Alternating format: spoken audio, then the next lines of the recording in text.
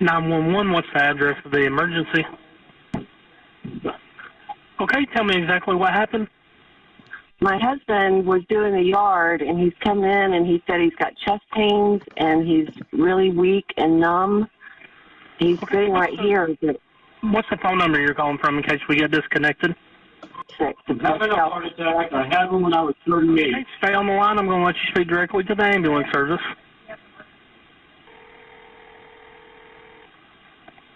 Calm down, baby. Take deep breaths. You're not a spitz.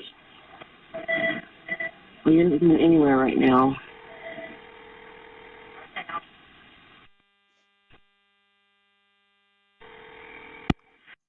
Ambulance service, help is on the way. What's the location of your emergency? It's a home address. Thank you so much. Tell me exactly what happened.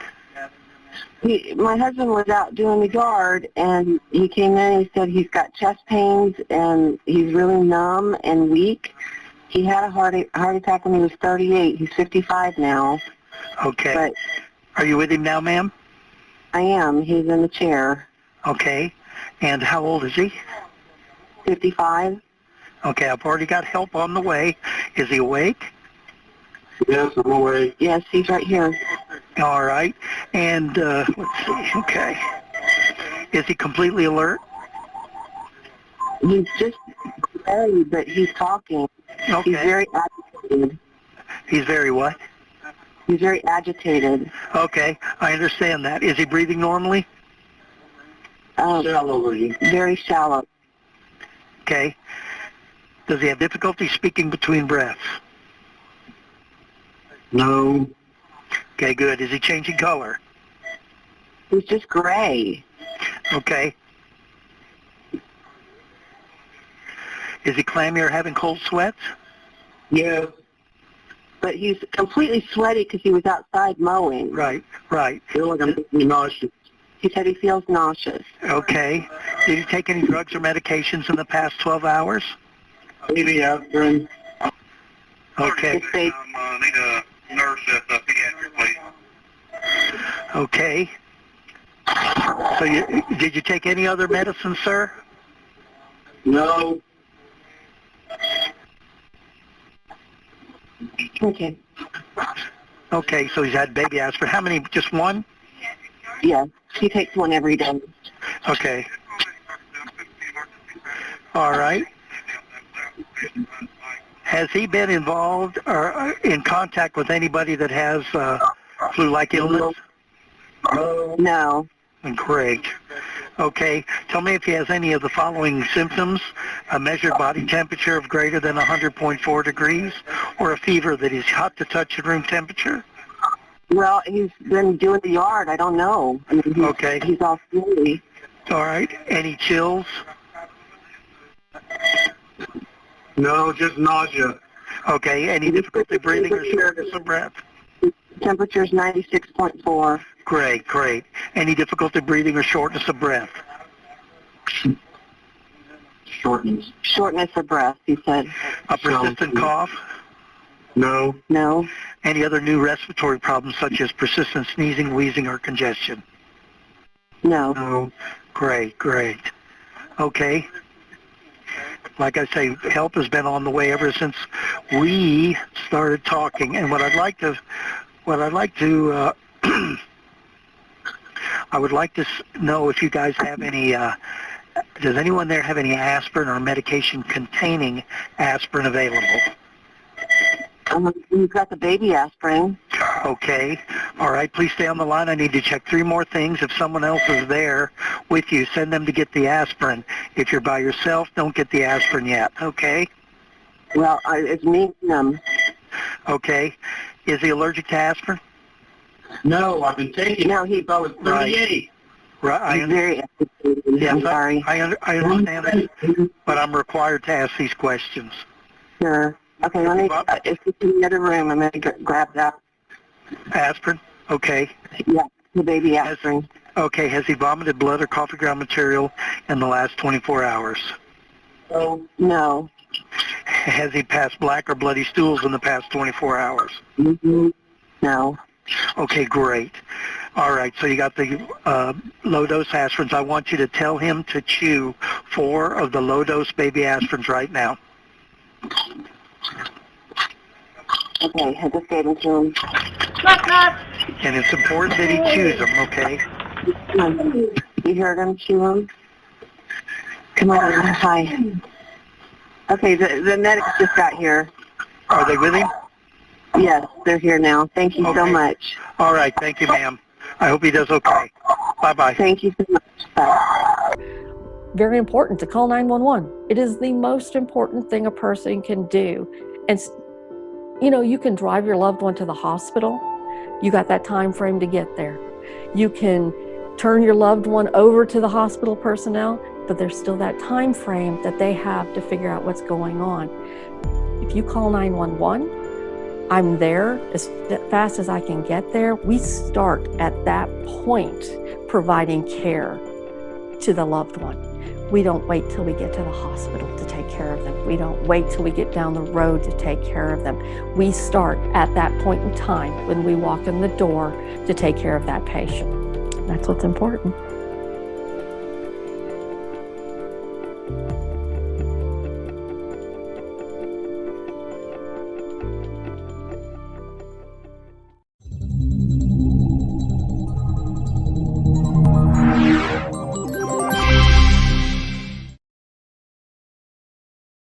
My name is Deanna. I'm a paramedic with HEMSI. I started in this about 19, 20 years ago. Started in 2001. When I was discharged from the military in 99, I couldn't figure out what I wanted to do. First, I got my LPN license, and then I rode on an ambulance. And when I rode on the ambulance, I knew that was where I was supposed to be. I retired in 2014 from the military. I was in 3 different services when I was there. I did active duty Navy, 2 years Army National Guard that paid for my paramedic schooling, and then I finished off with the last 8 years in the Air National Guard out of Montgomery. Being a paramedic gave me the feel of being, you know, what I had in the military. We have our brothers and sisters here that, you know, are the same. They have our back. Same as what you would have in the military. So this was a very easy transition for me to go to. Been doing this for 19 years off and on. I also worked as a licensed practical nurse, so I go back and forth. Sometimes being a paramedic gets to you. You gotta take that step out and then come back in. At least that's how it's been for me. I have been doing this on the truck. Absolutely love it. It's where I need to be. It's where I want to be. It's just very comfortable. I became a paramedic in 2001 and have worked very hard every 2 years to certify to keep my license. In 2007, I got onto Madison Fire. I switched from the fire department into another unit. I have worked with HEMSI, went to Florida for 2 years and worked down there, came back to HEMSI because this was home, and haven't stopped since. So in becoming a paramedic, we have 3 stages. Each one of them, you have to do a national registry, which is federal, to be able to hold that position. First part is an EMT basic. Basic learns exactly that, the basic skills on how to take care of an individual. They learn your CPR. They learn how to start assessing. They know how to operate some of our equipment. At the advanced level, you also start learning how to do an IV, how to read some cardiac strips that we can have off, and they can do some medications. And then the third level is a paramedic. Paramedic can administer any of the medications on the ambulance. We start IVs, we do advanced procedures for airways, we do advanced procedures for cardiac, basically the one who's in control on the ambulance. Here in Madison County, we operate throughout the whole county. HEMSI is a non-for-profit organization. We are in charge of all of Madison County. In city of Madison, we work closely with Madison Fire. Madison Fire can sometimes be the first ones on scene, but they can do everything we can do except for be able to transport the patient. But when the paramedic from HEMSI gets on scene, we are normally the one who take the primary position of what's going on. We work hand in hand with both fire departments, both Madison and Huntsville Fire. Huntsville Fire only is trained as EMTs normally, so they again are at that basic level. Every call starts at the basic level. If you cannot do a good assessment, you cannot run a decent call. Every call is a basic call until the paramedic does an ALS procedure, advanced life support procedure.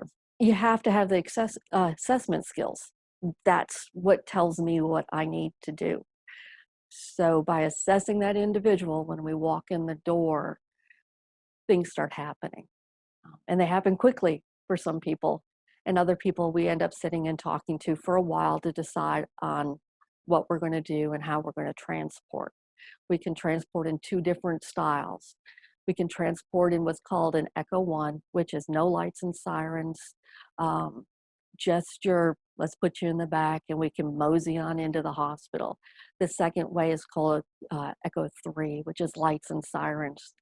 When we run lights and sirens, it isn't going to necessarily be fast.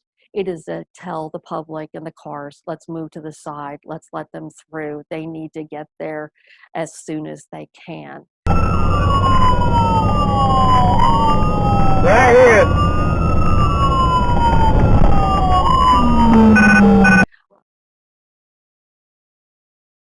He was an Echo 3.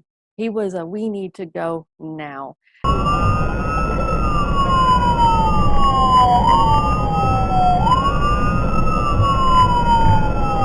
He's what we call a load and go. That's why we were in short time frame in the house. That's why everything was being done at once, was because he was that necessary to get to the hospital.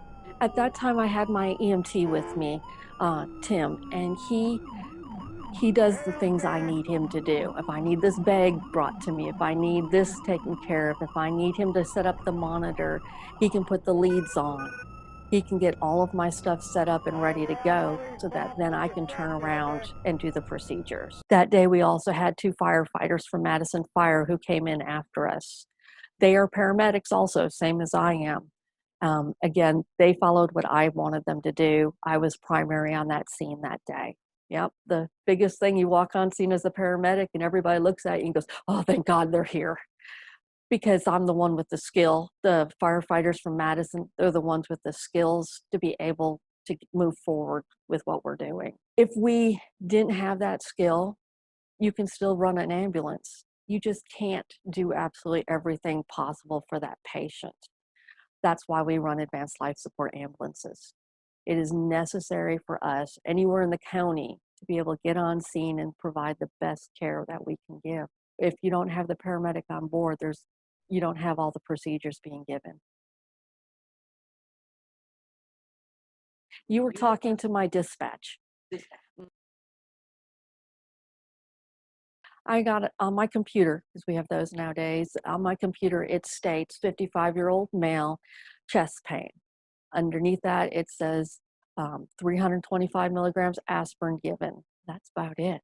I don't get a lot of foresee on what's happening. Depending on the call, depends on how much information I actually get in the truck. So what I see when I first walk in the door, that's where my assessment begins. I can come into any position in any house, and if it said difficulty breathing, I can't treat that the same. Chest pain, every call is different. I've done this for 20 years. Every call is different, no matter the basic words that come out. He was profusely sweating, diaphoretic. He was, just trying to hold on to the side of the chair. You could tell that he was feeling very anxious.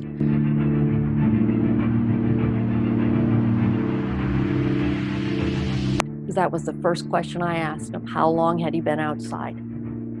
He told me 45 minutes. You're not going to look like that in 45 minutes. He was extremely pale, which means the blood was gathering in the core part of the body, trying to keep his heart going. He didn't look good. As we say, he did not look good, and we needed to go. But I had to get my first strip to verify what was happening. Once I had the EKG strip, I knew exactly what was going on. And that verified that we needed to go now. This wasn't anything that was fake. This wasn't, it was right there, plain black and white. We needed to go. We got him on the stretcher and out to the truck. The first thing I do once out in the truck is I send them a copy of my EKG transmitted from my unit over to the hospital so that they already have it, they already know what's going on, and they're getting prepared on their end to be able to treat him.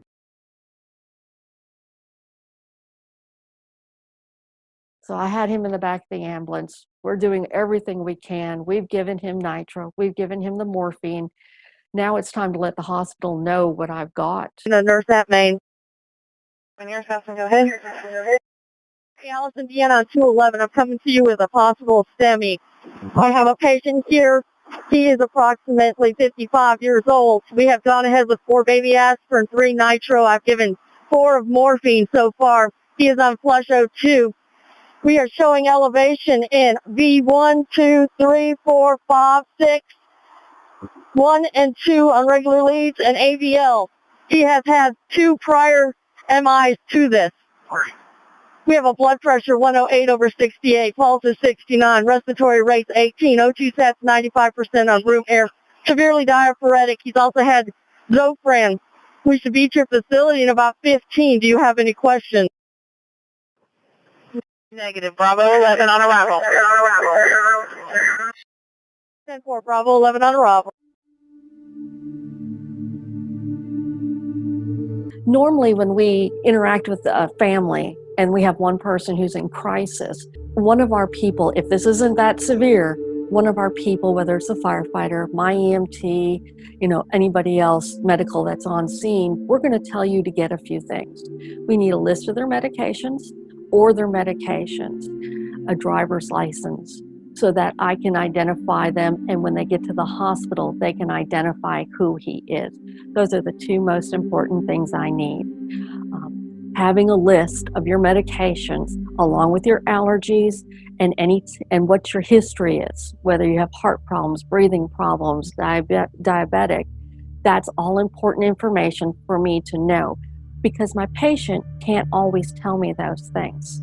So that's very important, because that's how I know where to go next. Once we have that information, once we realize how bad the patient is by looking at them, by doing the assessment with the EKG strips, that's when we really know what we're looking at.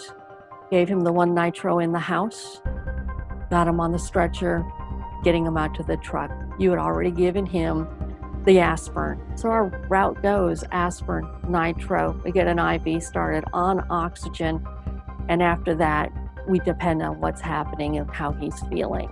It was a rough one with him because what I saw was terrible. I mean, he had such elevation on a lot of his leads on the EKG that signified he is having a heart attack now. We got him in the truck.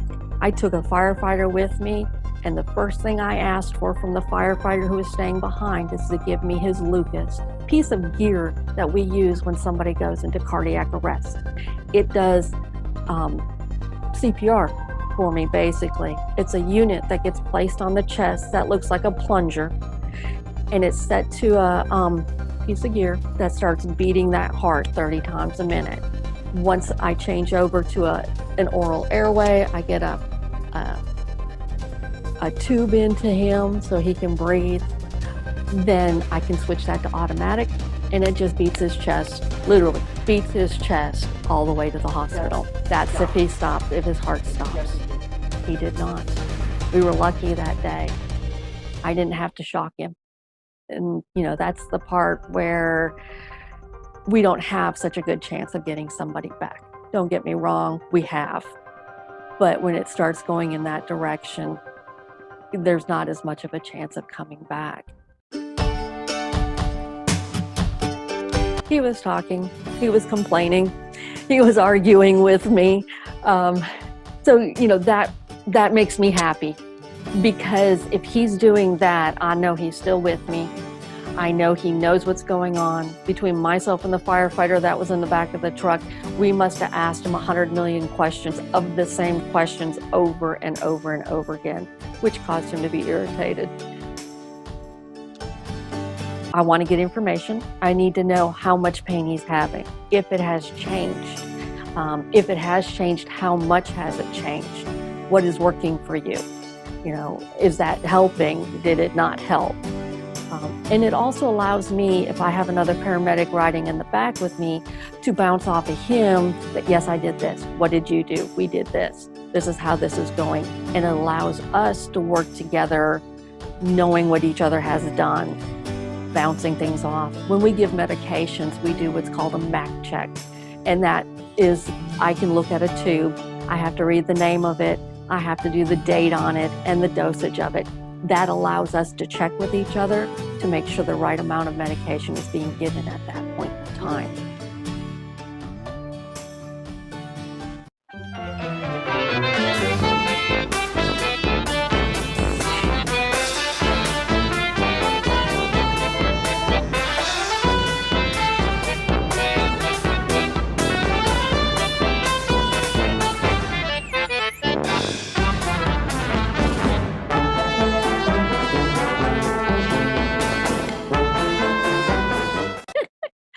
So when we got to the ambulance and we're attempting to get him in, we have what's called a backloader now.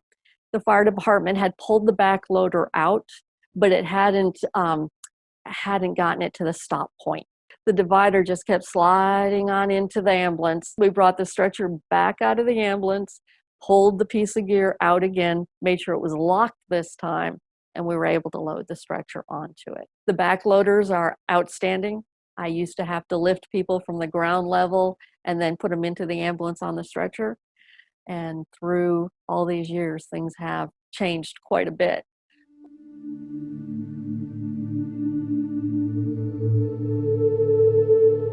He wasn't stable. Once in the back of the ambulance, we needed an IV. Reason for an IV is I had to make sure we had access to push medications if he was to lose his heartbeat. If he was to go unresponsive for me, if he was to go into cardiac arrest. It was a second dose of nitroglycerin. It was still asking him what's going on, how's the pain. That was putting him on oxygen. That was wiping his chest off and reconnecting some of those leads because it was so diaphoretic. And I got a second EKG strip started, which hadn't changed at all. Then it was time to go. Then Tim was getting up front so that we could get in the truck and we can get out of there. So for me, if I'm running lights and sirens, like I said, I do this 20 years. If I turn on the lights and sirens, we desperately need to get to the hospital. This is an absolute must because I can do everything I can in the back of that ambulance, but I can't do for him what he needs. He needed to go to the cath lab. That was the goal point right there, get him to the hospital.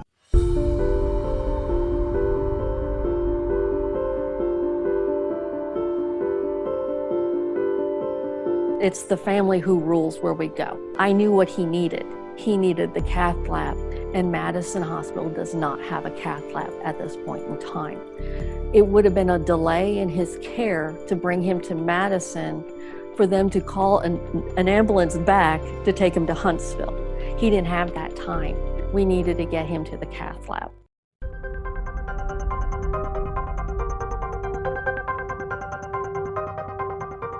He was bad. He was bad. Told me in the truck a couple of times that he felt like he was dying. And he was. His heart was. It needed that final care to keep it from doing that.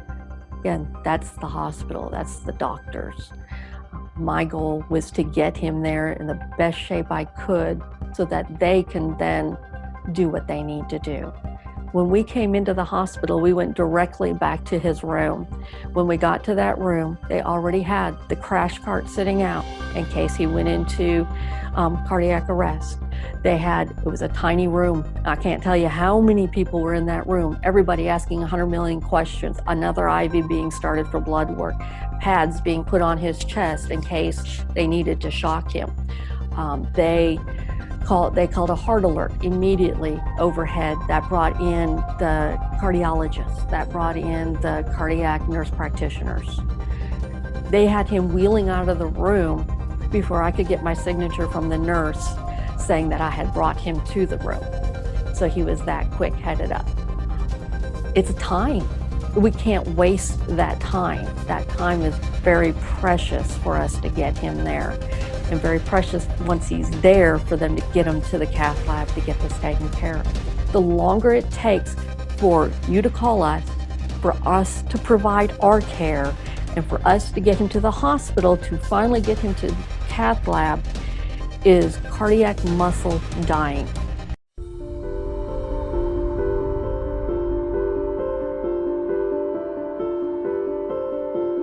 It was very dire, because like he said, once he got up to the cath lab and he didn't realize what was going on anymore, when he blacked out, that's when they shocked his heart. That means his heart stopped. There's 4 rhythms when you're in cardiac arrest. You can have ventricular tachycardia, ventricular fibrillation, asystole, and PEA, which is electrical pulses going through the heart, but the heart is not beating. There's only 2 rhythms you can shock. That would be your ventricular tachycardia or your ventricular fibrillation. First one, tachycardia, just means you got pulses that are very fast going on, but it's not communicating with the heart. And ventricular fibrillation is where the heart's just kind of sitting there, just kind of punching a bit back and forth just a little bit, but it's not allowing the heart to do anything.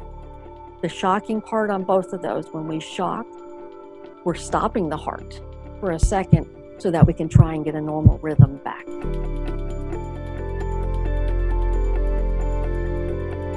The heart stopped on its own. So it depends. I mean, there's no electrical current in it. Mm-hmm. If you get to it fast enough, shock it back. You can shock it back. That's what happened. Mm-hmm. That's what happened to him. Mm-hmm. And whether they did that on the cath table or they did it on the way to the cath lab to do it, what happened was his heart went into one of those 2 rhythms, VTAC or VFib as we call it. And by shocking it, they were able to get it to reverse and get the heart beating again. And some people, when we can get to it fast like that, we can get them back. Other times I can sit on scene for 20, 30 minutes working a full arrest. The thing with a full arrest is we actually stay on scene and start working and pushing these meds, because there's nothing different they're going to do at the hospital at that point in time. Our goal at that point is to see if we can get a pulse back. Once we can get that pulse back, we take off and go. After a certain period of time, if we can't get the pulse back, we still load and go. Depending on what we're doing, depends on how long we're going to sit on scene. In his case, he needed to go. He was still awake. He was still talking to me. His heart was still beating, and we needed to get to the hospital before that stopped. He had a little less than 50-50 chance. When I turned him over, I was like, thank you, Lord. I'm done. I did everything I could do. I got him here with a heartbeat. Now it's up to them on what they're going to do next. My job was done, except for all the paperwork. But my job was done. And I felt good about what I had done. Still, after every call I run, it's running through your head. Did I do it right? Did I do this? Could I have done anything better to improve what I was doing? And there wasn't. We did everything we could have possibly done in the back of that ambulance. The next step was for the hospital, and it was getting there so that they could do that. If it had happened in the yard, if it had happened anyplace else, if you hadn't been standing right there next to him, his chances would have gone down a lot. His heart would have been straining so hard to keep going. And like we said before, that little bit of time, we didn't have time. He was running out of time, as people would say. It's our first step. So if I had gotten there and you hadn't given him any, that's the first thing I would have done. He probably would have complained because it's baby aspirin and it's dry and he wouldn't have been able to swallow very well. But that aspirin is our first step. Aspirin thins the blood. So by thinning the blood, they were trying to get it to pass through that clot or clottage to get it going through to bring that oxygen to the heart. after that step was the nitroglycerin. That vasodilates the blood vessels. Again, trying to open that area up just a little bit more so that blood can pass through into his heart, keep his heart beating. And then the last one we gave was morphine, and the morphine actually relaxes the heart muscle so that it's not having to work quite as hard, again, trying to keep that blood flow to the heart and trying to keep that oxygenated blood flow to the heart, because that's how the heart lives. Without those things, the heart stops working. And that was the important part that day, was to keep that heart moving. Yes, very normal. It's very normal. And again, it has to do with the oxygenation. He's getting to the point where he's having difficulty breathing. He's having that chest pain, feeling like an elephant is sitting on his chest. His brain is, all he's trying to do is cope with what is going on. And that makes you irritable, agitated, anxious. That's just a very normal sign of somebody getting ready to, go into cardiac arrest, somebody not doing well. Had people look at me and go, my heart's about to stop, I'm going to die. And then they end up going unresponsive on me, and their heart rate drops to nothing. And it's a scary feeling when you're talking to that person to a few minutes later not have that anymore. It's just really hard. It's hard on me as a paramedic to have to watch that happen, with the only gratefulness of it is I don't know who he is. I don't know who he is. I don't know what his life's like. I don't know about if he's got kids, his dogs, his wife. I don't know these facts. So when I finish with the call, I can walk back out of the ambulance and say, I have a name. That's all I have is a name. I don't humanize what I'm looking at, because as soon as you do that, that interferes with what I'm taking care of. Once I'm done, there's been many calls I've gone out and cried afterwards. Just let it come, but not at that moment. At that moment, I have to be focused on what's going on. And that was what we did. It wasn't just me. It's a team effort. And, that's what we did. We focused on what we had to do, and we did it. Got him to the hospital. That was our end game. We run calls, everything from tooth pain to I stubbed my toe to I fell 3 weeks ago and I feel like I need to go to the hospital now. If we can run those, we can run any calls. People shouldn't wait. Sometimes we go to houses 3, 4, 5 times because I don't know what's going to happen. Oh, we might go pick you up off the floor every time, and this time you can't get off the floor because your heart has stopped, or you can't get off the floor because you've had a stroke. People need to use 911. It's what we're there for. We might look exhausted. Our hair might be standing on ends, depending on if it's the middle of the night or not. But if you don't call, we can't help. We might just be putting you on our stretcher and taking you to the hospital and holding your hand all the way there. That's okay. Call us. That's what we're there for. Remain calm. That is the hardest thing for somebody to be watching their loved one having so many problems and getting irritable and agitated as it's going on, for the family member to remain calm. If you're going hysterical while I'm trying to take care of your loved one, you're not helping me any whatsoever, because now I pretty much have 2 patients. I have to try and get you to calm down and understand what's going on and be taking care of this person over here and doing procedures. Biggest family member can do, a loved one can do, is remain calm. That's the hardest thing you're ever going to have to do. You getting together the medications, their driver's license, an ID of any sort, a list of what kind of medical problems they have, allergies, that type of thing helps me tremendously in the back of an ambulance, because that person might not be able to talk to me. Dispatch will normally ask a person to do that, but it's very hard through a phone to do that and be able to think clearly at the same time. The biggest thing is, and I've seen it a lot, and what helps us tremendously is a family member will go ahead and type us out a sheet. This sheet tells me all the medications the person takes, tells me if there's allergies, tells me if they're allergic to medications, tells me what they have going on health-wise, whether it's heart, respiratory, seizures, all of that's listed there. So when I get in the back of the ambulance, after hearing everybody tell me that, get it back there and forget everything I just heard because I'm doing 101 things, that piece of paper helps me know what's going on.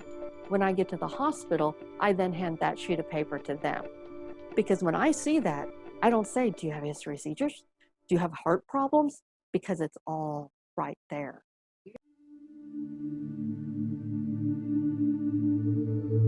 But it's all that heads up.